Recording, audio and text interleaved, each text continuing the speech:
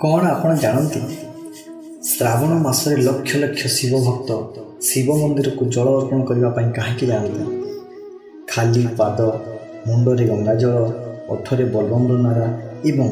मनरे केवल गोटे चिंता बाबा पाखरे पहुँचापी किंतु यह कौन केवल विश्वास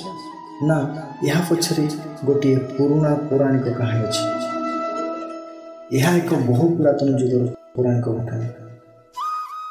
आज आम यही वीडियो माध्यम जाना काउड़िया यात्रा केमिति आरंभ होता एवं भगवान शिव को जल अर्पण कर परंपरा क्यों पुराण आसी कहानी सुनवा पूर्व प्रकृत शिव भक्त मान वीडियोटी को लाइक एवं शेयर करूँ एवं यहीपरि मजेदार वीडियो देखापी आम चैनल को सब्सक्राइब करने को भूलु ना। शिव पुराण कटिरुद्र संहितार वर्णित अच्छी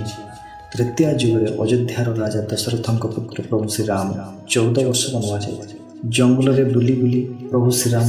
लक्ष्मण एवं माता सीता मगध जनपथ में पहुंची से आषाढ़ मास शेष हो जाता है श्रावण मास आरंभ होता है परिवेशटी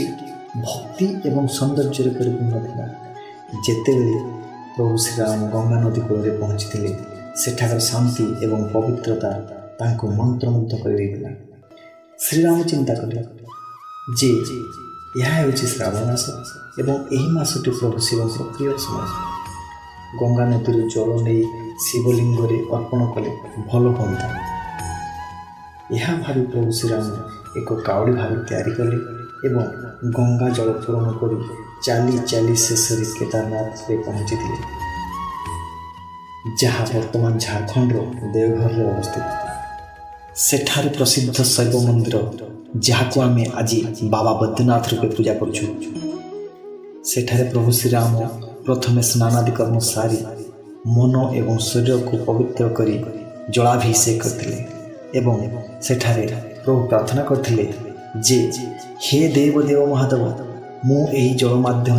तुमको मोर प्रेम अर्पण करुछि मते धार्मिकतार